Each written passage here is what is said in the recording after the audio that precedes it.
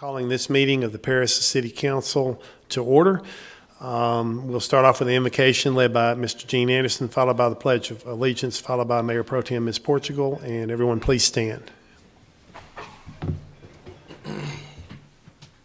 Pray. Heavenly Father, we're indeed thankful for your many blessings upon our city. We just pray, Father, that you would guide and direct our council tonight as they conduct the business of the city.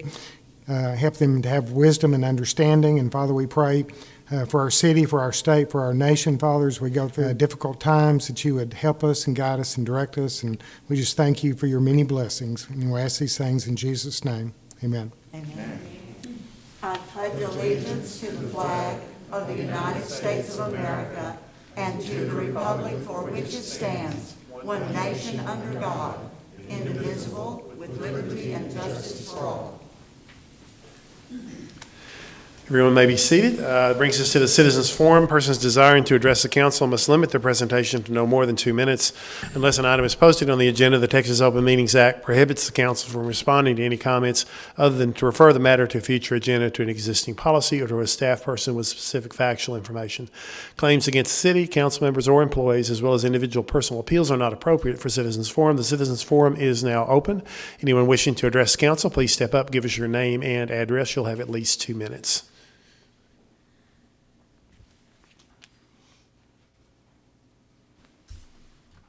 Good evening, council members. My name is Don Yarbrough. I reside at 234 24th Street Northwest, and I am the founder of Wheeled Workers of Lamar County.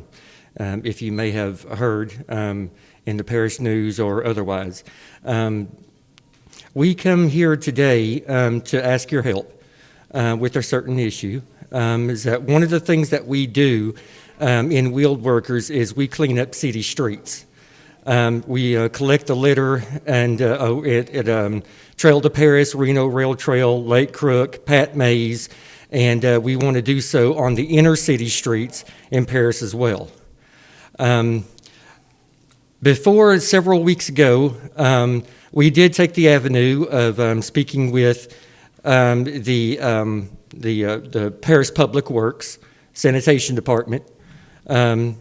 We already have an agreement with Bill Laranger that when we pick up on the Trail to Paris, well, not the Reno Rail Trail, but just the Trail to Paris and Lake Crook, that once we finish and we collect all the bags and we stage those bags in a certain area by a trash can and by the Trail to Paris, that Bill Laranger, I just sent him a text and he'll send his guys to go and pick it up.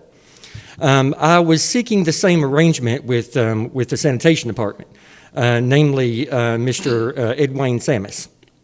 And I spoke with him in his office a couple of weeks ago and told him what we did and what we do and what the request was, that we would like to see if we can get the same arrangement with him as we do with Mr. Bill Laranger. He advised me that he would bring it up in the next meeting. That he had, and that was several weeks ago.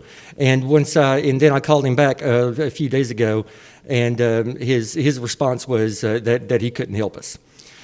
So we're here today to seek any other way that we can get this done, that we can collect on city streets, stage the bags in a certain location because they're in the right of way. Mainly ditches, roadsides, or something like that, and have the city come and pick those up. And we're here to request that maybe be put on agenda or. Well, we understand that you guys can't really respond in regards to that. We're just looking for some type of avenue. And I can refer you to the city manager. I think everybody would be pretty receptive to helping you guys out. It sounds like a really good service you're doing. So just talk to the city manager, Mr. Path, and see what you can work out with him. I have a feeling he'll work something out with you. And if it requires council action, I think you'd have a very willing council. Yeah, we have talked to Grayson Path, but we'll talk with him in more regard to the issue with Samus and trying to figure that out. But he is the one that referred us to Samus and asked us to speak with him. So After that, that's why we're having this issue. But we'd love to keep doing it. We just want a little help to be able to just pick it up. That's it. Appreciate it. Thank you. Thank you. Thank you. Does anyone else wish to address council? Seeing none, I will close the Citizens Forum. Next is consent agenda. Are there any items on the consent agenda that any council member wishes to have pulled for additional discussion? I just had one question on item number 9. We had some issues, I think, with a couple of homeowners there with maybe some backyard issues and fence issues back whenever they were doing the construction. We got all that cleared up, I guess. Just wanted to touch base on that. Yes. On the backyard issues and everything that we're having, that was on the Johnson Woods Channel project. Okay. This was the Gary Nash project. It was 2 completely separate Okay. projects. Perfect. What they were doing, they were saying that, seeing the rock and everything come in, they were like, hey, you know, I wanted that too, but it was 2 separate projects. Sounds good. Any other questions or comments about the consent agenda? I'd like to make the motion that we approve the consent agenda. Motion to approve, Second. 2 seconds. All in favor? Okay, consent agenda passes unanimously. Next is item number 10 of the regular agenda. Receive presentation from the Police Department Racial Profiling Annual Report. Good evening, Council. Each year, the Police Department is required by statute to collect data on traffic stops that our officers make. We're also required to have a comparative analysis done on that data for several years. And again, this year, we've retained Dr. Fritz and his organization to do that analysis and prepare this report that y'all received tonight. So I'm going to ask Dr. Fritz to come up and go over the report.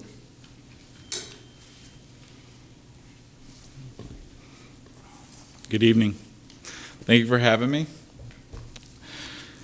What I'll present tonight is the 2021 Racial Profiling Report, and it is based on all traffic stops that were conducted from January 1 of 2020 through December 31 of 2020. And as was mentioned, it's required under state law, and I'll kind of walk through what the analysis is that we do and kind of what the numbers and the comparative analysis says regarding the actions of the Paris Police Department. So the first thing that we do is we look at your policy, your agency policy, because the Texas law is very prescriptive in what has to be in a policy.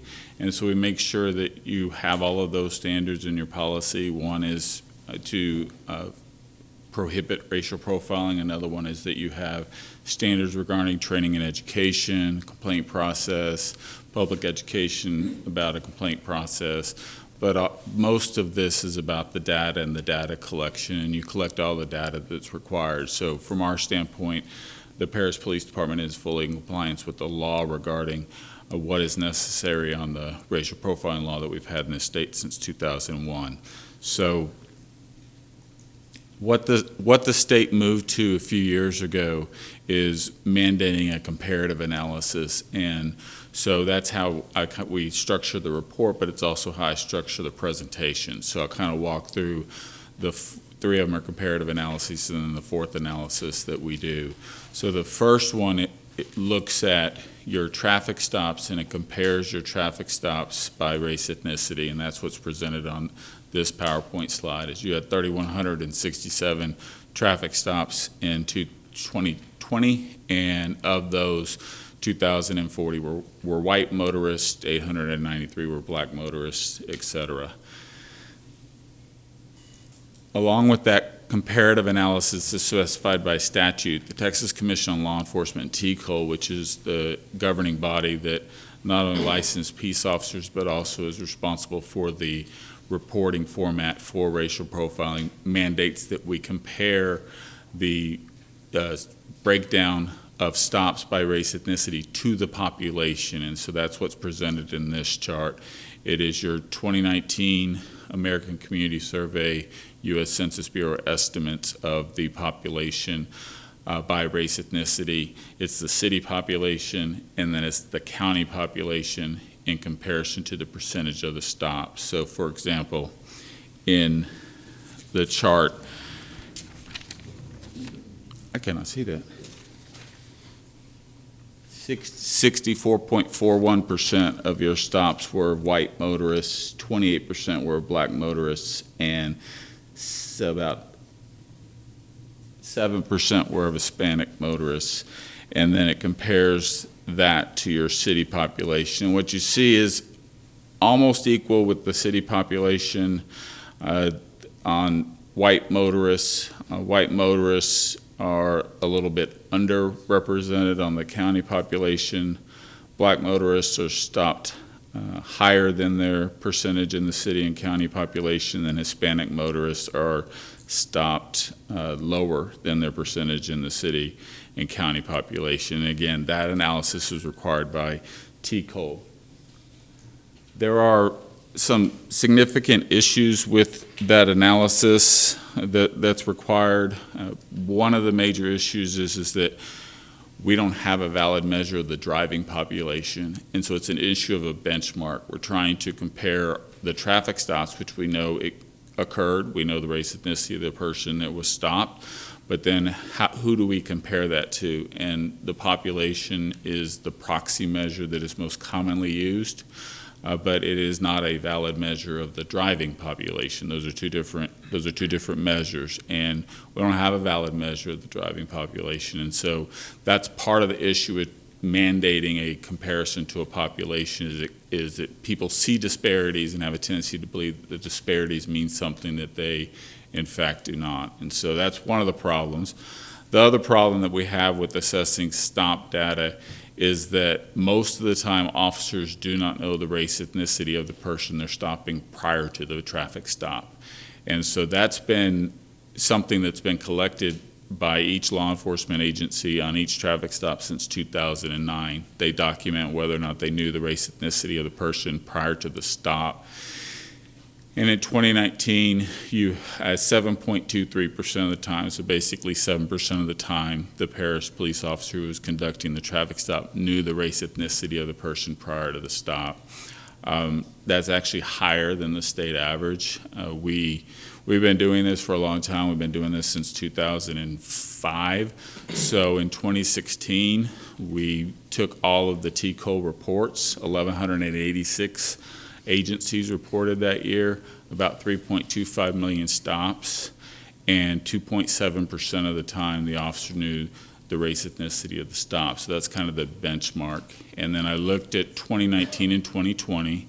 So 2019, it was 2.9%, and in 2020 it was 3.7% of the time the officer knew the race, ethnicity of the person prior to stop.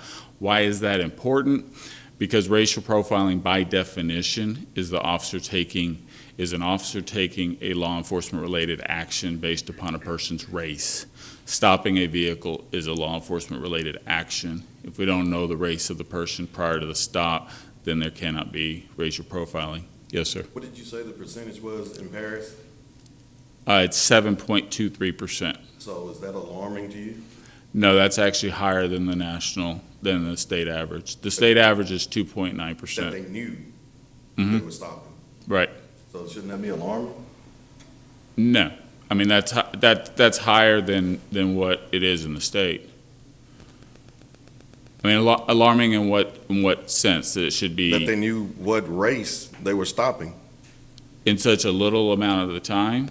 Is that what you're saying? That 92% of the time, basically, they did not.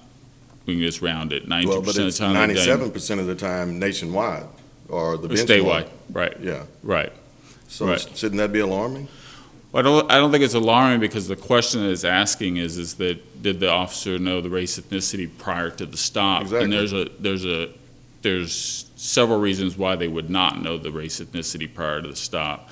And so part of it is daylight. So some people would make the argument that, when it's daytime, it's possible. When it's nighttime, it's much harder. But it's other things such as sight lines. So how is the officer approaching the vehicle? The officer's approaching the vehicle from behind. It's very difficult to know the race, ethnicity of the person prior to the stop. It can be equipment on the vehicle, so especially tinted windows make it very difficult to see inside of the window, and inside then to determine the person's race, ethnicity. And then it can also be distance. So if they're using radar, they could be 200 yards away from the vehicle prior to making the determination, making a stop. I'm not talking about the times that they didn't know. I'm talking about the times that they did know. it's in a higher percentage here that they did know, unless I'm misunderstanding what you're So saying. they did know 7% of the time. Yes, which is a Yes. higher percentage than, Yes. than the benchmark. Yes. So that's alarming. Well, I think that, what I have, It's more than double the state benchmark. right, but what I typically hear is that we want officers to know the race ethnicity. So I usually hear the direct opposite argument from So you're looking at it from a councils. different perspective. Yeah. Is that we want officers to know the race ethnicity prior to the stop, but they don't know the race ethnicity prior to the stop. So, I mean, we do about 35 reports for agencies, and I never see that number above 10%. So, I mean, there are agencies that are, more than, just like yours, that are more than 2.9%, but So usually why, it's 10% or less of the time that they know the race ethnicity. so why would you want them to know the race or ethnicity before you stop them? Well, because if you're making a racial profiling assessment, you would want them to know the race ethnicity prior to the stop. From my standpoint, the stop data doesn't mean as much. Where we've moved from a research standpoint on racial profiling is we've started to pay less attention to the stop data, with the understanding that the officer doesn't know the race ethnicity of the person prior to the stop. If you listen to the media, that's most of where the analysis is done, is at the stop level. And so what we've moved to and what the state's moved to is what we call post-stop outcomes. So it's when the officer has approached the vehicle, now the officer's identified them, the officer knows the race ethnicity. Some people would argue that in order to do an effective analysis, we would also want that same information from the stop as well.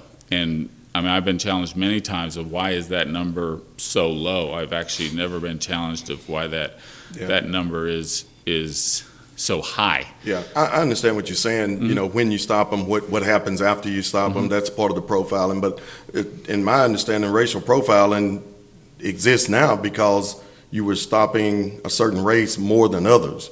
That's one perspective you can look at, and that's why that number was alarming to me. You know who you know the race before you even stop them, but if the data shows that you're not stopping one race more than the other, then you're good. But I'm just saying, it's alarming that 7% the of the race. time. Yeah, that's. No, I understand what you're saying, sir, and this variable, this data point is not broken down by race ethnicity, and the new data reporting standards that will come into effect for next year, it's still not broken down by race ethnicity. So we don't have any knowledge of, is there a particular race ethnicity in which they do know the race prior to the stop. It's just a general number of the 3,167 traffic stops.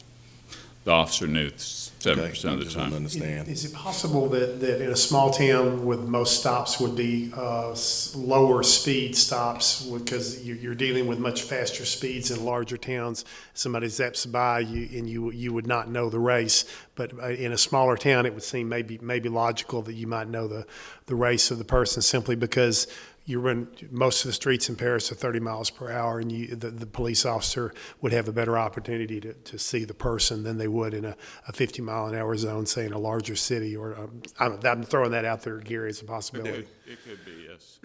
Do y'all do the analysis based on city size? I mean, we do cities of varying sizes all the way to, I think the largest one is El Paso. Broke down like Paris compared to Mount Pleasant or Texarkana or something like that, comparable cities. I mean, on this particular variable, we see a great deal of consistency. Usually it's between 1% and 10%. And again, if you take all 1,200 agencies, it's 1,186. We take all 1,200 agencies, it's 3%. Okay. So it's within I would say within probably a reasonable standard deviation from what the state averages, state percentages. Yeah. But that poses a problem for making any kind of assessment about that bar chart that's now required as part of the TCOL standards, is because if we don't know the race ethnicity prior to the stop, then we can't make, there cannot be any racial profiling because they didn't know the race ethnicity. So that's the first comparative analysis that is done. The second comparative analysis that is done is basically the outcome of the stop. So this is after the officer has approached the vehicle, and then these are the four major traffic stop outcomes. So did the person get a verbal warning, a written warning, citation, or arrest? And the way that this is written and the way it should be read is that of the white motorists that were stopped, 13% received a verbal warning. Of the black motorists that were stopped, 14% received a verbal warning, on and on through the written warnings, through citations, and through arrests. I think a big takeaway from this in general, without focusing on race ethnicity, is that about 75% of the time, the decision of the officers to issue a warning. And so it is about 25% of the time in which a person receives a citation or is arrested. And what we look for and where we've gone with the research is looking at the post-stop outcomes. So now we know that the officer knows the race ethnicity of the person prior to the stop. Is that we look for consistency in the aggregate. This is aggregate data. It's not based upon individual officers aggregated together, but we look for consistency across the variables. There's some inconsistency on citation and arrests regarding Hispanic motorists. My estimate is, my guess is that it's because there were not a lot of Hispanic stops. And so overall there were about 200 Hispanic stops. Hispanic motorists were stopped, about 900 black motorists were stopped, and about 2,000 white motorists were stopped. And as you start getting smaller numbers, you start getting greater fluctuation in percentages based upon what could be small changes. And I think that's why you see that on the citations, and then the smaller percentage on the arrests. The third analysis, comparative analysis that is required to be done is then to look at the searches. So another post-stop outcome was a search conducted, and about 10% of the time, 9.4% of the time you conducted a search pursuant to the traffic stop. Most of the time that was either a consent search or a probable cause search. And same as presented in the prior slide, of the white motorists that were stopped, 8.9% were searched. Of the black motorists that were stopped, 11.2% were searched. And of the Hispanic motorists that were stopped, 7.4% were searched. We pay particular attention to consent searches because those are what are determined to be discretionary searches. In other words, it's based upon the officer's decision to ask permission to search the person or search the vehicle. That occurred 134 times, which is not a large number, but it is about 4.2% of your traffic stops resulted in a consent search. But when we look at searches, what we're also interested in was contraband discovered. It's what's typically referred to as the hit rate. So the police have taken an additional action besides just stopping the vehicle and giving them in this city, typically a warning. Now they've gone and conducted some type of search of the vehicle. And so they've taken a further action. The question then becomes, are those actions successful? And do they find contraband? And you find contraband about 54% of the time. The initial national average was 15%. That came out of the Open Policing Project out of Stanford University. The highest that's been seen is on a national scale is 30%. So basically your searches are fruitful. So the officers are being strategic in their searches and are most of the time finding contraband when they do conduct those searches. And most of the time it is drugs that they find. I have a question. What constitutes, because I'm looking at the percentages, what constitutes the searches? Is it something that that they see within the motorists, or what's one of the main reasons why they would ask for a search? There's actually different categories of search, but almost always your searches in Paris are either consent searches, so the officer asks the motorist for permission, or they're based upon probable cause, which means that the officer had articulable facts to then search the vehicle. The most common example of that is approaching a vehicle and smelling marijuana coming from the vehicle. Then they have probable cause to search. Those are the two primary ones. There's also search incident to arrest, towing a vehicle. There's some other ones, but from how Paris PD officers search vehicles, it's usually based upon probable cause or it's based upon consent.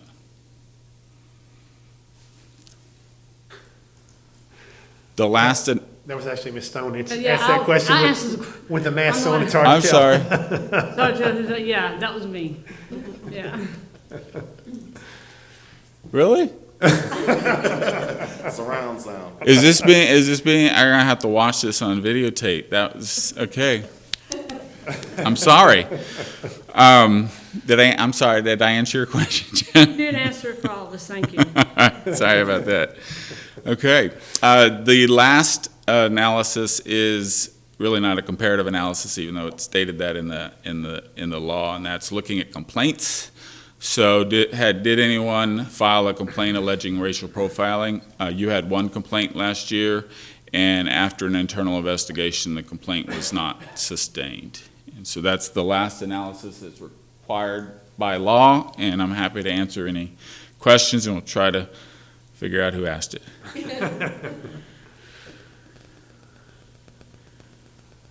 Through your report and your statistics that you came up with and your data, did you see anything alarming that we should be worried about as a council or if our police chief's here tonight? No, sir. No, sir. I would say that the Paris Police Department aligns with pretty much every other agency that we look at. And so from my standpoint as analyst that looks at 35 different agencies, nothing struck me as something that you should be concerned about. Thank you. Mm-hmm. I know you made a comment about they want the officers to know the race or identity before they stop them, but isn't there a proper standard safety protocol for officers anyway, despite what the race is once they find out who it is? Isn't there a protocol like a standard PPE? Yes. Personal protection equipment. Isn't there a standard safety procedure that our police officers take when approaching a vehicle, no matter what the race is? Yes. I'm sure they do. I don't know specifically for Paris PD, I but don't it's care what color you were. Yeah, My safety means a lot. It's very standard for an agency. I'm most familiar with DPS and their five-step violator contact. So they have very specific steps that the trooper, must follow when making contact with the motorist. And then they review those videos, and if they aren't following that policy, then they can be in violation. And I'm sure that through training, the Paris PD, I just haven't asked, so I don't want to say something that I don't know for sure, but I'm sure the Paris PD has the same kind of violator contact steps that need to be done for both the safety of the officer and the safety of the motorist. I knew it was you that asked that time. See, tracked well that time. Anything else? Any council members have any questions? All right. Thank you for your presentation. Thank you for your time. Enjoy your evening. Thank you. Thank you. Next is item number 11, discuss and possibly confirm the city manager's appointment of Andrew Mack as the Director of Planning and Community Development. Mr. Path. Yes, the Director of Planning and Community Development position became vacant this last October 2020. And with this, the City Council authorized me to split the position up. It was combined city engineer / DPCD position, and we split it up to try to refocus the position. So I've been trying to pursue both positions separately. And so I've been working with Stephanie Harris, City Attorney, as Michael Smith, Public Works Director, and Sandy Collier, HR and Civil Service Director, as my interview team. I am pleased to present, we interviewed 5 individuals for this position here. And I'm pleased to present to you Andrew Mack as my selection. You're going to remove your mask now so you can see your face now. So And he is currently the planning director for Park Rapids, Minnesota. He has 36 years of community planning experience, including zoning, planning, code enforcement, building inspection, building codes, fire codes, and more. He actually worked in Silver Springs for a time before going up to Minnesota. He's had a lot of experience working with legislation, analyzing legislation coming out, advising other state planners of oncoming legislation, which is very impressive to have. And so I'm very impressed with this individual, and I'd like to recommend him for your approval tonight. So, and he's here to answer questions or what you'd have. So would you like to just introduce yourself real quick? Thank you, Grayson. Good evening, Mayor, members of council. It's a pleasure to be here. This is my second trip down to Texas here in March. I'm pleased to report the fact that my second trip's been much more pleasant than my first trip in your winter storm. It's your fault. You brought that winter weather. That's true, but my folks in Minnesota were glad I brought the warm weather back up with them the day I left. Anyways, it's a pleasure to be here. As Grayson mentioned, my master's degree is from the University of Texas in Arlington. Started my career out in Sulphur Springs back in the mid-'80s, and it's a pleasure to be back down here in Texas again. I definitely developed an endearing appreciation for the folks down here. We started our family out in Texas and moved back to Minnesota, where both my wife and I were born and raised. But I'm looking forward to the opportunity to serve you here in Paris, Texas. I had a lot of fond memories. In 4 years, we probably made at least a dozen or more trips up here to the Paris Fish Fry. I'm pleased to see that they're still in operation. But looking forward to becoming your planning director, looking forward to working with your staff, looking forward to further implementing the council's policies with regard to those priorities that have been identified and discussed with your city manager. Aside from that, I'll be happy to answer any other questions. Any questions? Just to Grayson, glad to see you. Glad that you're here. What does this add? By separating both jobs, what does it add to the budget? Just from my notes. Oh, I have to go back to, we actually, I did break that out in that prior memo. I'd have to go back and look at that again. Okay. I split it up there. There was actually more of a wash, and at least this first year, like the first few years was a wash, given what the last employee was making at the time before departure, and so, but in a couple years, it'll be added to the budget there, but I couldn't recall off the top of my head, I apologize. Not a big. No, it was not significant, no, particularly for the added value of having the work product getting for two employees and stepping on, because I know I've been serving as interim this position here. It is definitely a full-time job, and so I've been doing my city manager job on the weekends and nights, and so having two people would be advantageous to our citizens, so. When would you start, sir? My planned start date is the end of this month, 29th of March. It may be a day or two within there, but just right at the end of the month here. Any other questions? Well, I'll make this motion to confirm the city manager's appointment of Andrew Mack as Director of Planning and Community Development. Second. All in favor? And unanimous. Thank you, sir. Welcome. Thank you. Appreciate you all. Look forward to being back here soon. Thank you. Thank you. Thank you, Andrew. Item number 12, discuss it and possibly act on how to expend the City of Paris's allocation of coronavirus relief funding from the Texas Department of Emergency Management. Mr. Pat.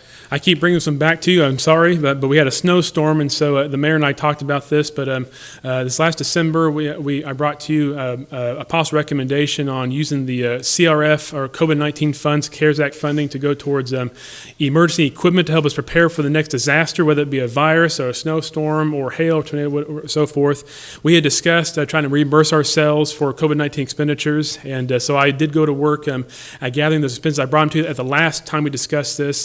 And at the time, we decided to go ahead and hold off until the summer to revisit it again, so we had more COVID-19 expenditures accrued. But then we had a snowstorm, a pretty bad one, a lot of power outages across the state, including in Paris. We had a near scare with our water pumping facility there. We realized that we are deficient when it comes to generator capacity and other equipment there. So the mayor and I discussed this, that we thought it'd be good to come back to you and see if you would like to maybe go back to my original recommendation of perhaps using using it's about 1.2 or so million in funds to go towards equipment instead of reimbursing ourselves. Again, we did cover ourselves through the budget last year through the budget. We can still do that, but again, we want to revisit this in case you'd like to either continue what we plan for the summer, or we can get started looking at other equipment to utilize this funding for. So I'll take any questions or thoughts or discussion on that. No, I spoke with Mr. Path about this regarding the pump that the power was turned off in, and we looked into, did we have a generator? No, we didn't have a generator that was powerful enough to drive that pump, and even if we'd had it, we didn't have the electrical hookup that would have allowed us to use it. So at the time, DeSaba said, this sounds like a really good thing to spend that money on, because it not only could the generator be used there are other essential things, lift stations, things like that if they went down for an extended period, could be a problem. So that's why I suggested we look into this again. So I still don't think we have to do it immediately, Mr. Path. I think, but the inclination was to go ahead and identify the most likely things that could help us out in a similar type emergency, and. It definitely helps to know how much money I have to work with, and so it would be my recommendation that we utilize the entire net amount. Of course, we have some commitments to our Paris ISD, Chisholm ISD, the Lamar County Health District, and so forth. But I recommend that we use the entire net difference of that to go towards things like the generators and so forth, and other equipment. We have other needs in other departments, and that would be my recommendation for that. Otherwise, if we do try to reimburse ourselves, take a significant amount of that funding away for that. But we can still do that, but again, want to revisit given our snowstorm. All right. Any questions or comments, anything? I would like to see extra generators. I know some of our churches had warming stations at, in their parish halls, fellowship halls. But if those churches had lost electricity, those would not have been available. So I think it would be good to have some extra generators that we could provide places that were offering a warm place for our citizens without electricity. Certainly. We can look at that as part of the whole package as well. So. Thank you. And part of this, too, is why I'd recommend if we do proceed, I should probably draft some parameters for this. I think it'd be appropriate that the city council approve those requests. This is obviously money given to the city by the state, and obviously the council could delegate it to me to approve, but we're talking $1.1 or so million here, so I thought it might be appropriate that expenditure of that much money may require some discussion, since it wasn't in our budget. So, but I could develop some parameters and protocols like I did for the nonprofit type deal. This is another protocol that we can go through. So, I personally would like for you to prioritize the things that you think are most important and present us your recommendations. Yes, for approval. but we can do that. Yes, I'd work with staff to do that and analyze lists. And I can see the protocol being where I gather everything. We start developing what's the biggest need, and then I present those to you and for approval before we go buy it. So. But again, it helped to know how much money I have to work with. Okay. So what does the council need to do on this, Mr. Path? Or if you're okay with me utilizing the net, minus our commitments for these the resource management consulting, the schools and the Paris Lamar Health District, and not reimburse ourselves, that would give me a good idea how much money I have to work with. It would give us the most money to work with as well for things. How much is that? That would be about 1.1 something million. It's some change there. I didn't do the math here. It's about 1.15 or so million or so. We have $1,393,000 given to us, and we've got commitments for about $232,000. So the difference of that is about 1.1 some. And I'm thinking, just water pump wise, you're going to probably. Do we have any kind of load or usage on that? We're gathering that right now. It's a size. We have a large generator parked at one of our lift stations. It's a beast, and that thing was nowhere near the size we needed. So we got a lot of work to do to figure out what we need for that facility, and also. There's other critical access facilities we have as well. I mean, that was the one critical link that suffered that day. I may have other critical links. The big 3-phase electricity generator, the really large ones that I'm thinking you're probably going to need I mean, you're talking $250,000 just for one. Yes, yeah. You know, a generator big enough to run Those high RPM generators. Baptist church down here, just a part of their building is gonna be a substantial. Yeah, that one generator alone is going to be, yeah, you're right, $200,000-$300,000 easily. And, And then you'll need some support equipment, probably a fuel trailer, yeah, maybe some light support equipment to go with it. yeah, we got a lot of work to figure out what all we Junction need with that. boxes or connectors or whatever they have to have. Yeah. Yeah. I'm okay with it. Okay, I'm good with it. Do we need a motion on this, or? No, I can develop some protocols, procedures, to bring back to you. And, because again, I do think it's appropriate that the city council see those before I start spending hundreds of thousands of dollars. And so, What about too, we were talking about motor graders and stuff just to be able to get some of the city streets. And I think there's a certain bar you can put on the bottom of those, he may know, that we could install in an emergency situation just to clear some local city streets and yeah, stuff. we can look at those are as pretty well. cheap. Yeah, we can. So I like to look at all kinds of ideas, not just necessarily generators, but also things that we can help. My original proposal was to buy things that can help us combat disasters, Yeah. whether it be a snowstorm or it be a ice storm or be a tornado with debris on the ground. It'd be for us to buy a bunch of $100,000 snow trucks because we're gonna use them once every. We need about 50 of those once every 10 or 20 years, of course. that's pointless. So hopefully, but very good. Well, I'll work on some protocols, procedures, and come back to you at a future council meeting. All right, So, thank you, Thank you. Mr. Path. Item number 13, discuss and act on a hangar wait list application and hangar waiting list policy for Cox Field Airport. Ms. Ellis.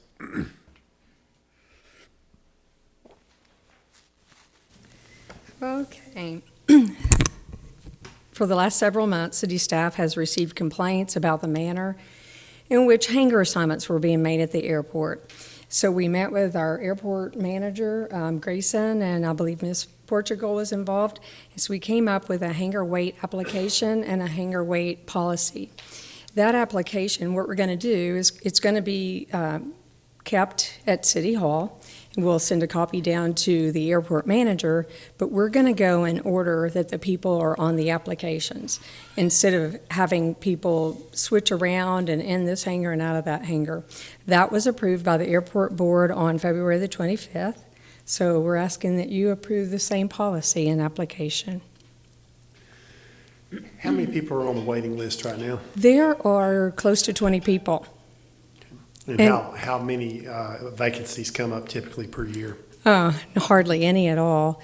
I will tell you one of the, which I think was very important, one of the, that's in the application or in the policy, says if staff calls you and you pass on that hangar, we're noting it. If we call you a second time and you pass, you have to go to the bottom of the list. You don't just get to sit there on the list because it's not the hangar that you desire. We've already had somebody move up that had been on the list for quite some time. I've said this before and I'll say it again. Anytime you got probably a 20-year waiting list to get a hangar, your prices are too low. This is basic supply and demand. The prices need to be increased for these hangars until we don't have a waiting list anymore. And the airport board never wants to hear about that because they all fly planes, so they don't want that. But this is basic supply and demand, and if we have a scarce commodity and people are wanting it desperately, then we need to let the price go where it goes, this is in my opinion. And the people that want it, that's just, you pay the price for it, but right now it's a scarce commodity. And that's why you had people subleasing, because it's such a deal for them, which I understand. We've stopped the subleasing. Yes. I won't be on the council when this comes up again, but I still think we need to consider raising the rates till we don't have a waiting list anymore. What is the hangars, we built some this year, what did they cost per hangar, I guess? I don't. 400,000 was from TxDOT Aviation, and I believe we matched 40,000 maybe. I think that's right. And it was 2 or 3 years ago, and at the time, we could have built 6 more for not a lot of money, and I was airport chairman, and when I came, so it was 4 or 5 years ago, I came to the council and they would not consider building. We have run out of room to even build any more, even private hangars, until we extend the taxiway. So we turn people away all the time that don't even wait to get on the waiting list. they move somewhere else. I have a couple questions. Chief? You made the comment, Ms. Ellis, that we have an airport manager. We have an airport manager out there? Yes, we contract with a person that does the airport management. Okay. The other thing that I had a question about was, it's my understanding that out at the airport, if somebody sells their plane, then whoever buys the plane thinks they inherit the use of the hangar. That's my understanding. That may or may not be true, but that's what I understand. And I think that this agreement here might need to be a little clearer when they say that the plane doesn't dictate who owns the hangar. The city dictates who they choose to lease the hangar to. You know what I'm saying? Yes, you are. And we did have a recent situation where a tenant sold an airplane to someone else, and he assumed that the hangar went with the plane. He assumed that because that's how business had been done in the past. Our city attorney wrote letters to both of them, and she is working through that right now.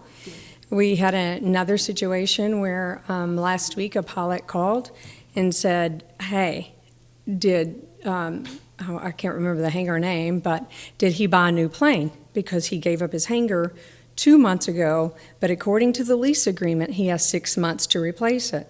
And I said, if he did, we do not know anything about it. So I sent an email to the airport manager. I guess I'm getting off track, but it's all while we're having the hangar waiting list. Anyway, she's addressing that too. A letter will be going out tomorrow as well. I think your hangar waiting list policy Yes, ma'am. needs to be very clear with a statement in there that the city enters into an agreement for who leases the hangars, not the person who sold the plane and the hangar doesn't go with the plane you buy. We can add that on there if you all want to approve it with that, I would a notation. suggest that it needs to be a little clearer. Okay. I mean, you say it, but you're very polite. It needs to just be blunt and Okay. out there, because apparently some of the owners may or may not respond to something that's as subtle as that. And that's also covered in their lease, which some people It is may not covered. read, they just sign. It is covered in their If lease. they're on the waiting list, and let's say the next person is picked and they don't own an airplane. That was also discussed. And they were basically several different opinions. Some thought if you did not have an airplane and you're on the list, if you don't have an airplane, you shouldn't be on that list. Others thought differently. Others said, okay, well, we'll leave them on there, but you have 4 months. But they ended up doing 6 months. But that's your discretion to change it. You know, if you want to say if you don't have a plane, you do not get to be on the waiting list. So what does the lease say? If you have a hangar, do you have to have a plane? No, the lease doesn't. The lease does not. In fact, what the lease says, if you're in a hangar and you decide you're going to sell your plane, you have 6 months to buy another plane. So you can still rent it. You have to pay. Mm-hmm. You're not, according to the lease agreement that you sign, you're not to have someone else's plane in your hangar. Okay. So who follows up with, say if I have a plane and I sold it, my hangar is empty, and 6 months is up and I still don't have a plane in that hangar, but I'm still paying, who follows up with that? Well, I'm going to for now. I don't know that it has been in the past. When I learned that someone else had moved out, I contacted them and they said, yes, I said, you have 6 months and it's on the calendar. I notified the airport manager, I notified the city manager and city attorney, so that there's several people that know what's going on. Shouldn't the airport manager manage that? I agree. Yeah, there's As I've stepped into the role as being the interim this as well, and airport manager role. So we've been making some changes, and I've asked Janice to help me with this because it was more than I could take on this and all the other roles here. So this policy is a direct product of that. We're trying to clean some operations up out there. We're trying to work with what we have and trying to systematically make some changes here. So we are following up on we're developing some timelines, procedures to be watching. Okay, your plane's no longer there. We're going to be following up in 6 months. We have staff. We have a staff person working with Janice here to help us with that tracking, and we're going to start systematically updating the policies to get us more operational efficient out there. Me and Ms. Portugal spoke about this the other day, and I had a pilot friend of mine that has an airplane out there and has one of the hangars, and there's some really good people out there that have airplanes in their hangars and they pay their rent every month. Mm-hmm. And there's a handful, it sounds like, that have used them as storage buildings and businesses and whatnot, and that's not what the intended use was. The intended use is park your airplane in it where it doesn't get rained and hailed on, and use it when you need to. We've got some business people, though, in town that need a hangar whenever they have a business person come in with their airplane for storage, or some of those and I'm glad that we're finally going to clean some of this up, and there's still some out there. I think there was somebody living in one. There was somebody that had a camper in one. There was somebody that had a bunch of cars tore apart in one. That's not the intended use for that thing. And obviously at $150 a month and a couple $100,000 at least cost of building, that doesn't cover the cost of it. So it is something that we're doing as a thing of as added service to our community. And I'm all about it. And I want all the pilots to get along and all that. But, I don't want to go out there and say, if you sell your airplane, I would like to give them a little bit of time, because I know 2 prominent business people in town that are leasing space out there now. One is building a hangar, paying for it, and he has since traded airplanes, and his airplane is gone right now, and he's bought. But I don't want to run those kind of people off. No. I know that's hard to decipher. I don't know how we decipher that. But. And that's why in the lease here, we give them 6 months and stuff, because we know sometimes you trade planes out. So that's what the 6 month period is to kind of help with that. Just a little run-of-the-mill Cessna 152 is a $200,000 investment. Yeah, it's not easy. And I wouldn't want it parked outside for 2 years waiting on a hangar, and I understand that. Exactly. That's why I think that's when the waiting list came up. The discussion on that item came up is, should they have a plane to be on the list? And they thought no, because they may not want to spend $200,000 and have it sit on the ramp for 20 years and before they finally get a hangar there. Yep. Well, that's why there's 2 things. We need to really look at the job description of the airport manager. We need to start managing it. And then there's opportunity, like the mayor said. I mean, if somebody doesn't, he just brought up a lot of examples of how people are using those hangars. So what's to stop me from getting on the list, getting me a hangar, and then go to I know who's at the bottom of the list, and say, hey, I'll give you this hangar, but you got to pay me double the price. Yeah. There's an opportunity for that type of stuff. And I know we like a lot of good people, but how many people are really good? So, so we have opportunity to cheat. And I want you to remember, you said an added service to the community. That's what it's supposed to be for. That's why you spend the money. Yep. But people take advantage of it. So, but added service to the community. I want y'all to remember that. No, absolutely. And that's I think we're getting a little off the policy here, but it's pretty easy to look. If you walk in a hangar and you look at an airplane and you look at the tail number, I can tell you who owns it in about 3.5 Those are all things we're implementing right now. That's one thing of my experience with waiting lists and policies is looking at tail numbers, and so that tells who owns the plane. But yes, and also the lease does explicitly say you cannot sublease this out. So, but we're stepping it up, and we're going to be doing more inspections for hangars and working on that. But we're looking to make some changes out there. So, but this is one of the first ones. Done an excellent job, Mr. Path, as well. I would kind of like the rest of the council's opinion on giving them 6 months, because you've taken flying lessons on a certain plane. It's like a woman looking through a shoe catalog, you dream on, I want those. So I find it hard to believe that it would take most people 6 months to purchase an airplane. if you've gone to the trouble and expense, I think 4 months would be plenty, but that's just my thinking. I want to hear what the rest of you think. Wait, when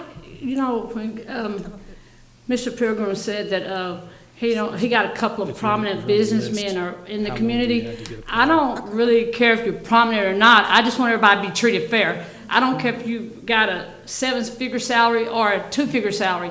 Everybody needs to be treated fair, and we need to get a protocol, set rules and policies in place, no matter who you are in the community or what you have, your status in the community. It just needs to be a fair playing field, and that's all I want. Yep, that's what we're working towards. Yep, absolutely. But yeah, I think to Ms. Portugal's question there for the council is on the waiting list, if you rise to the top of the list and you don't have a plane, our policy says you can have 6 months, which again, they mirror that off of our lease agreement. There's 6 months there, 6 months here, be consistent there, but it could be 3, it could be 2, it could be 4.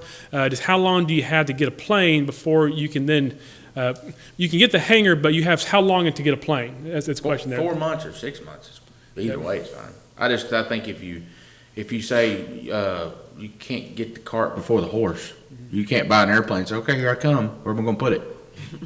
Yeah. There's no storage out there. Period. Yeah. So $500,000 investment or $200,000 investment, learning how to fly, prominent businessman, whatever you're doing, you buy an airplane. Where are you going to put it? So.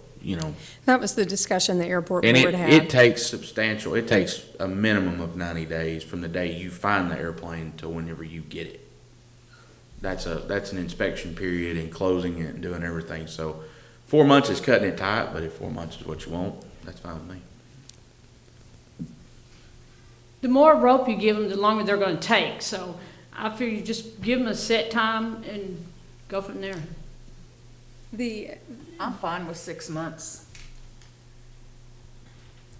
The airport board discussed this, and they toured around for 3 months, and they're like, that's too short, 4 and 6. They decided on 6 because of what you just said, that it took some time I've never purchased an airplane. I don't know anything about buying an airplane. It's worse than buying a house. That's what I hear, and then you have to get it inspected, and it doesn't pass inspection, and there's other issues. But they decided on 6 months because it mirrored the lease agreements, which gives you 6 months in the hangar that you're renting to get another plane if you sell your plane. I'm good with the 6 months. I think I agree with Clayton that 4 months might not be enough to it may be hard to locate a plane that's at the right price range. There's not that many around. Okay. Anyway, but I'm flexible on that, but I'd lean more towards 6 months. Okay, I need a motion. And we'll add Mrs. Knox notation in there. We can add that in there. You want to make the motion, Linda, with Sure, with your change in it? Sure. I'll make the motion to, oh my gosh, let me find it real quick. To approve the waiting list, the hangar waiting list application and hangar waiting list policy for Cox Field, as presented by Ms. Ellis with the enhancement of, Okay. who. We can put a notation in there. I'll with go the back and listen to the notation that we tape. discussed, yes, ma'am. Thank you. Okay, we got a second. All in favor? Unanimous. Thank you. Thank you. Item number 14, discuss and act on an ordinance declaring unopposed candidates in City Council Districts 5 and 7 for the May 2nd, 2021 general election be elected to office, determining that no general election be held in Districts 5 and 7. Okay. Linda Knox and Paula Portugal are unopposed for Districts 5 and 7 in the May 2021 election. So the deadline is passed for anyone to sign up. I ask that you approve an ordinance declaring both of them elected to office pursuant to Election Code 2.053. Any questions? Okay, I make a motion that we approve the ordinance declaring the unopposed candidates, Linda Knox in Council District 5 and Paula Portugal in City Council District 7, elected to office. Second. All in favor? 2 more years, guys. Next is item number 15, discuss and act on a request from Samantha Hughes to waive her rent at the Event Center until May 2021 as related to COVID-19. I make a motion to remove this item from the table. Second. All in favor? Item is now in discussion. Okay. All right, who's going to present Okay. this? In July of 2019, Ms. Hughes entered into a lease agreement with the city to rent the event center for $1,200 a month. She uses the building to prepare and package and serve food to children at the Boys and Girls Club and the youth at City Square. This past summer, Mrs. Hughes reported her state funding was reduced by the state due to COVID, and the club had to reduce their number of children. Mrs. Hughes missed some payments in the summer of 2020 and called Mr. Path to let him know she could not make the rent. Under the COVID circumstances, Mr. Path agreed to forgive her rent payments missed this summer. In December of 2020, Mrs. Hughes said she was still having trouble making the rent and asked if Mr. Path would consider waiving her rent. Mr. Path said he would need to take it before the council. He asked her to provide financial information. We got the financial information from Mrs. Hughes, and based on the information received from her, it appears that the expenditures far exceed her income. She does provide a needed benefit to the children and youth in our committee. We confirmed this with Katrina Mitchell, who's a unit director of the Boys and Girls Club, and Laura Woodruff from City Square. Mrs. Hughes is requesting a waiver of her monthly rent until May of 2021. She is here today to answer any questions you may have regarding her operations. Okay, Ms. Hughes.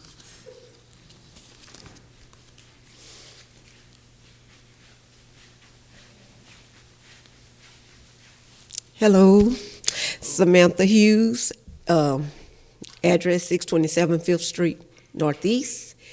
And any questions?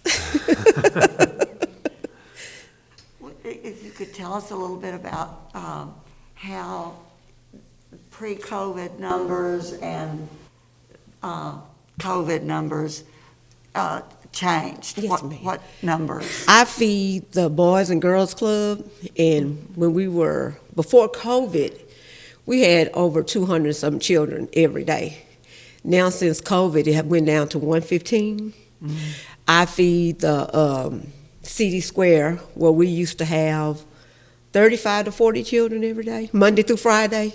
When I say every day, Monday through Friday. And then we went down to 15. Yeah.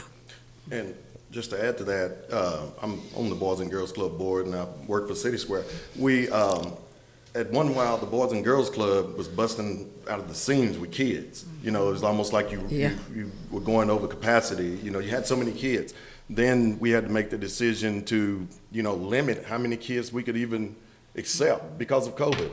And at City Square, you know, we had our teen center started, things were booming, a lot of kids showing up. Then all of a sudden, because of COVID, we had to actually shut down. So she didn't even have the opportunity to feed us, but the rent, employees, things like that was still going on. So she had all of this going with basically no income, or a very minute percentage of the income that she was bringing in. So COVID hit really hard. And just, if I can go a little further, just to say, in dealing with both of these organizations, I don't want to go too far into it in the detail, but I'm just going to tell you that what she provides goes a long way. You know, you have certain parts of the community that don't get represented in meetings like this. And you have, I think Clayton said something about added service to the community earlier. You know, we do things like building hangars that the kids that she served, or the people that she served, they don't have anything to do with that. You know, and I think Councilman Stone made that a point, Councilwoman Stone, I'm sorry, made that point that it doesn't matter how much money you have. You know, we're here to represent the whole city. And, you know, with businesses and stuff, we give abatements, we give tax breaks, we do all of these things. And to help Ms. Hughes, it's really a small amount compared to some of the things that we do give out. And it's helping people that normally don't get represented. or, you know, the city as a whole, we do things for everyone, but there's specific things that in this city we do for people that some of these kids that we deal with don't get to, you know, get to take advantage of it. So to me, I don't even think this motion here is enough. This motion is not enough. So if it's all right with the mayor, when we do make this motion, I want to make the motion because I don't think this is enough. Well, I think it's an excellent program. I spoke with Mr. Russell Jackson, who's chairman of the executive board, and he says it's very satisfactory in what you provide. I think we just had some questions about if your numbers go down, your overhead should go down other than the rent, but it appears that most of the employees have been retained, even though numbers have gone down. And so to look at possibly cutting some expenses. Oh, yes, ma'am. That's what I've been doing. Yeah, and to add to that, City Square numbers went down, but we didn't cut down on our employees. Campbell Soup, some of the things went down, but we didn't cut down on employees. Actually, we hired more. We had to. So you have to, if you have loyal employees, you have to keep them. You have to retain them. And I know the government has helped with things like that. But with small business, you know, how much help did the government give? So, but I know some of her employees, and when you have people that'll show up, and you know, especially when you have jobs that you know, you don't have the $20 hour jobs. Yeah, people will show up for that. But when you have the lower paying wage jobs, you have to, if you can get good employees to stay for that type of money, you have to keep them. You just can't say, well, I'll get rid of them and get more. So I really don't agree with your comment there. Ma'am, so I guess we can round off and say that about 300 children were being fed? Before the COVID hit, you were feeding about 300 children? Yes, ma'am. I have 200. She's a director. Wait, and that was in these months of the financials you sent us? September, October, November, December, there was 300? In 2019, up until before COVID hit. And Right. we had Okay, so you were feeding about approximately around, 250 to 300 students, approximately. And then after COVID hit, it dropped down to 90. And from what I understand, you're feeding children that wouldn't eat otherwise. Yes, ma'am.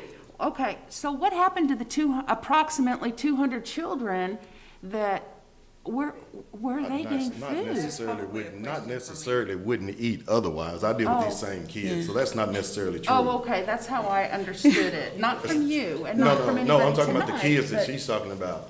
Yeah. Okay, I understood that they were students, And Katrina children can that tell you were more real. about probably can other help out with feeding that. plans. There's other ways. I'm Katrina Mitchell. I'm the unit director at the Boys and Girls Club. We started out, and let me give you a little history of why we sought her out. Our food, when I first started working at the Boys and Girls Club, was coming from Dallas, and I'm sorry, my Bronco system is all messed up. Food was coming from Dallas every 3 days. That was the closest place, and it was frozen. I don't know how many of you have been to the Boys and Girls Club, but there's no way to heat that food. So the kids were getting a frozen chicken sandwich and a frozen milk, and it wouldn't work for me. It didn't sit well for me. So I sought out businesses in this area that could do it. And Samantha said, that's an idea. I take it to Facebook. That's where I took it. She said, hey, I was thinking about doing that because I had started taking the class because there was a need there. Samantha has provided meals. She started coming into the building. And I'm sure it was less cost effective for her when she was coming into the building because she had her warming plates. She didn't have the expenses of driving her vehicle to and from delivering food. She didn't have the expenses of the bags. She didn't have the expenses of the forks that she has to give out, the plastic containers that the meals come in, the napkins. She didn't have all those because we were able to provide those right there in our facility. But now things have changed. We first started out with COVID of last year. Once we started back up, we said we're going to only take 60 kids because of the atmosphere of COVID. We had no idea how it was going to affect everyone. And we saw that parents couldn't go to work because there was no one to watch the kids, and we shut down to 60. So then we increased it to 80, and I think we're about 140 now, and we opened back up. Well, during that June to December timeframe, Miss Hughes went from a 200 January, February, March of 2020, 3 months off from us, and then start back up at 60 kids where she was serving 200 kids a day previous to that. Now, and not to mention, as I mentioned before, the packaging costs for the things that she does now. What she provides to us, you can't put a cost on that. Most of our kids eat at 11 o'clock, and then the younger kids eat at 10:30 because they have so many schools bunched up in so many grades in one school. They eat at 10:30. When they come through that door, they expect something. There's a hot meal there for them. They may not get another meal until the next morning. I'm not telling you something I personally don't know. I know these things because I hear this from them. That they don't get another meal until they go the next day to the schoolhouse. So whatever it takes to keep her in business, you're doing a service for this area. You're doing a service for our children. It's not the kids' fault that the parents can't provide for them like they need to be provided for. And this isn't second-rate food that she's providing for the kids. She follows the guidelines. I don't know how many of you went to the store and looked at a package of wheat rolls. A package of wheat hot dog rolls costs $300. $3. Her guideline says she has to provide that. I go get the 69-cent package because that's what's going to feed my family. And I don't care if it's, healthy or not, but she can't do that. So she has costs associated with what she does because she's under the government's guidelines. She has to follow. I respect her for following that.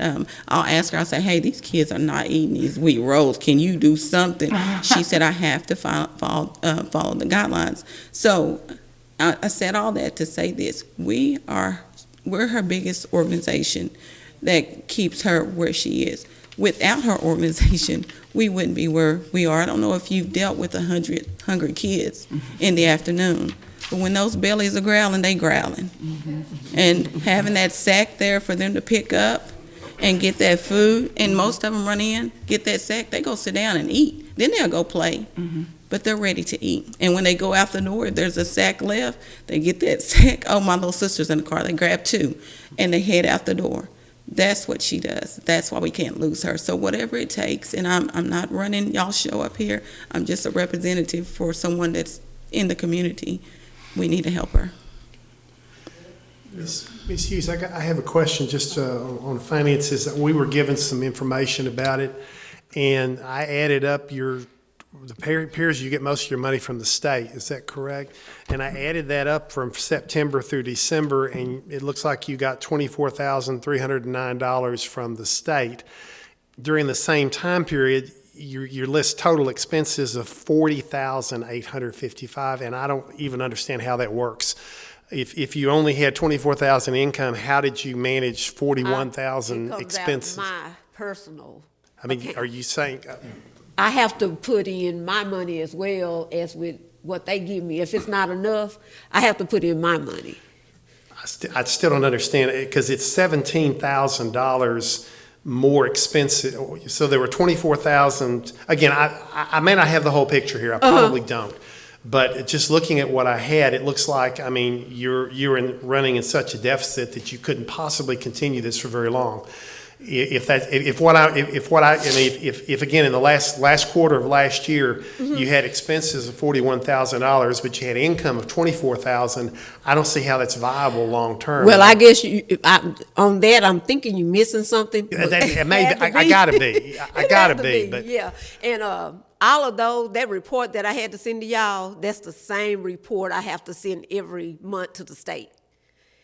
And then they calculate it, and then they send over. And that's not even including the rent, because you weren't paying rent. Yeah, so they calculate the expenses all would of have been even more than the $41,000. It would have been more like $46,000 or $47,000. Yeah, it must be something missing then. Well, it must be. I don't know. I just that struck me as I didn't. It looked like if what I have is true, then you can't survive. Is what I'm saying. And so I don't think I have enough information here, quite honestly, but I don't know.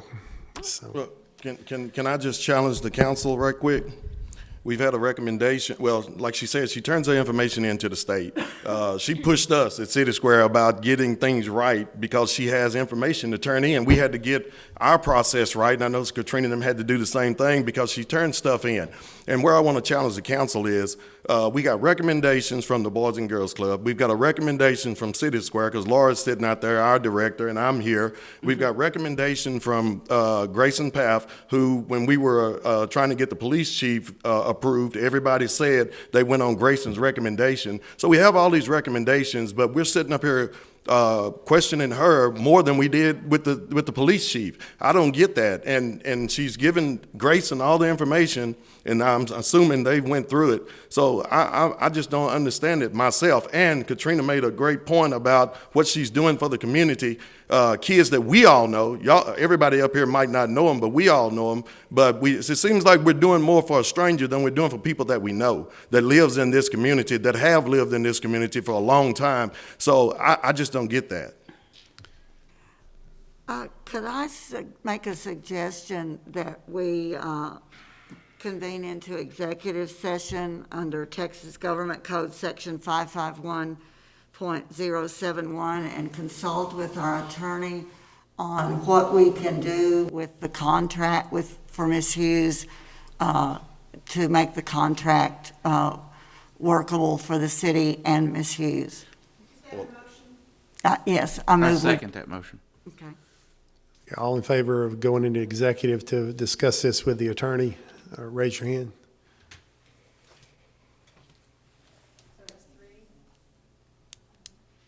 Okay, so we don't want to go into executive. Okay, no, we will not go into executive. Oh, I'm sorry, Mayor. No, that's fine. Go I'm ahead. under I'd like the to make a motion. Oh. Here's the issue.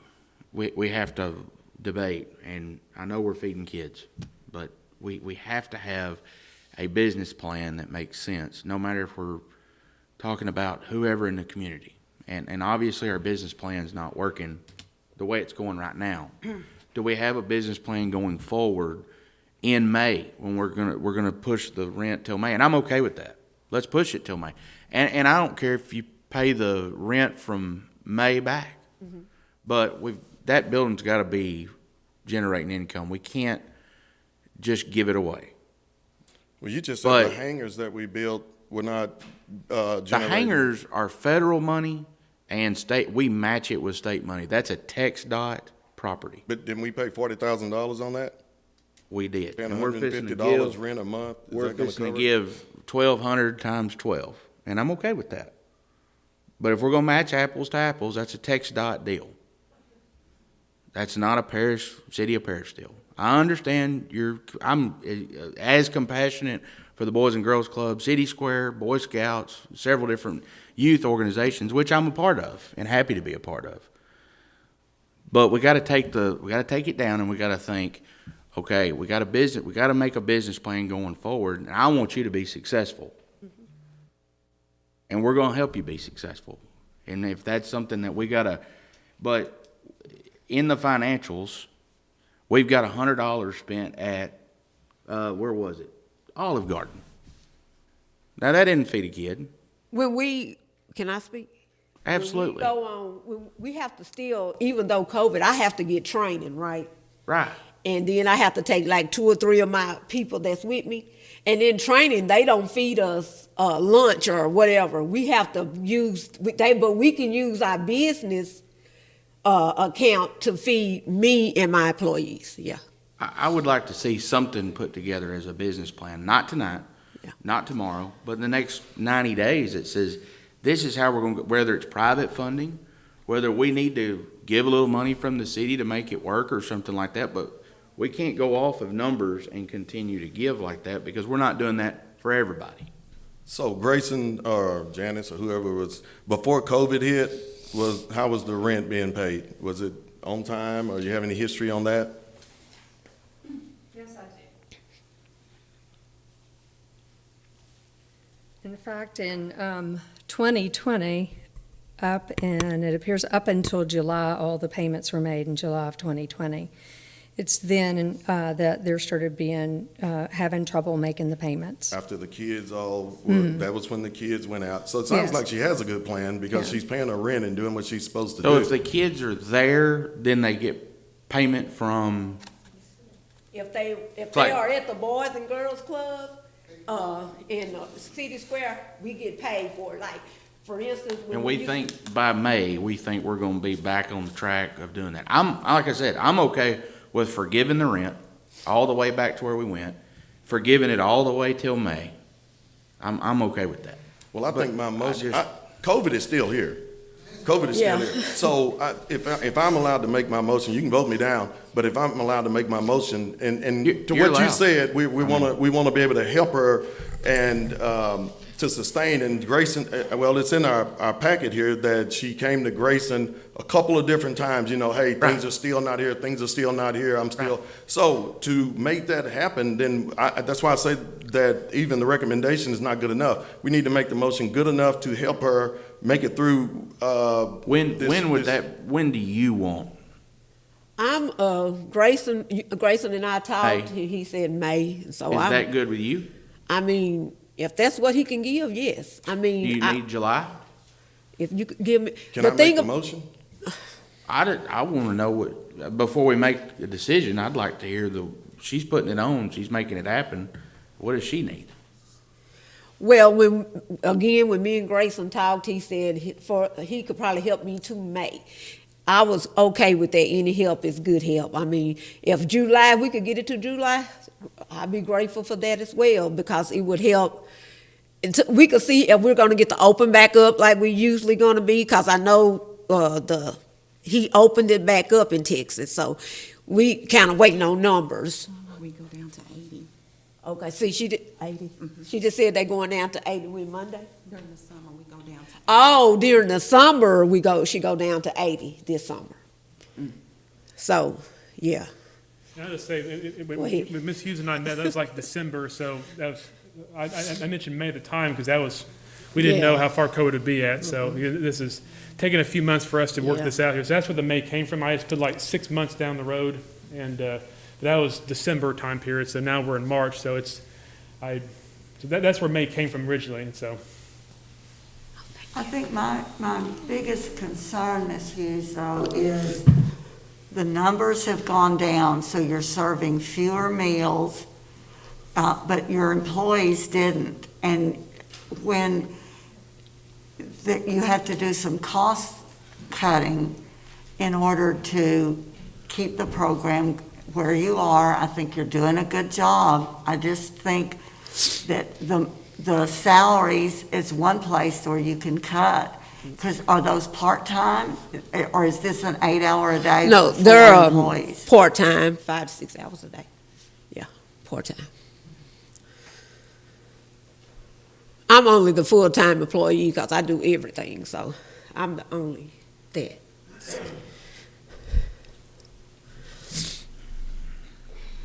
I'd like to make the motion that we forgive the rent. I don't know the address here. I can't see it. I don't have my glasses. 1875 Fitzhugh 1875 Avenue. Fitzhugh, that we forgive the rent that Ms. Samantha Hughes owed, that we forego the rent from now until May 2021, and also that we cut the rent in half from June of 2021 to December 2021, so she won't have to come back, and it would give her time to get the numbers back up and get things rolling again. That'd be a $600 rent, right? It's $1,200 now? Yes. Yeah. Rock and roll. Second. Any more discussion? All in favor? Thank you, Ms. Hughes. Thank you. All right, item number 16, convene into executive session pursuant to section 551.087 of the Texas Government Code 1 to discuss or deliberate regarding commercial or financial information that the governmental body has received from a business prospect that the governmental body seeks to have locate, stay, or expand in or near the territory of the governmental body and with which the governmental body is conducting economic development negotiations, or two, to deliberate the offer of a financial or other incentive to a business prospect described by subdivision 1 as follows: First National Bank Building and Associated Properties, B, Section 551.071 of the Texas Government Code, consultation with attorney to receive legal advice from the city attorney about 1, pending or contemplated litigation, and/or 2, on matters in which the duty of an attorney to her client under the Texas disciplinary rules of professional conduct of the State Bar of Texas clearly conflict with this chapter regarding potential loan to Paris Economic Development Corporation. It is now, I'm the only one here. It's now 6:53. We're going into executive. I don't know who's listening. Okay, it is now, let's see, 7:08. We're out of executive. We had yet another discussion on the First National Bank building. No action was taken.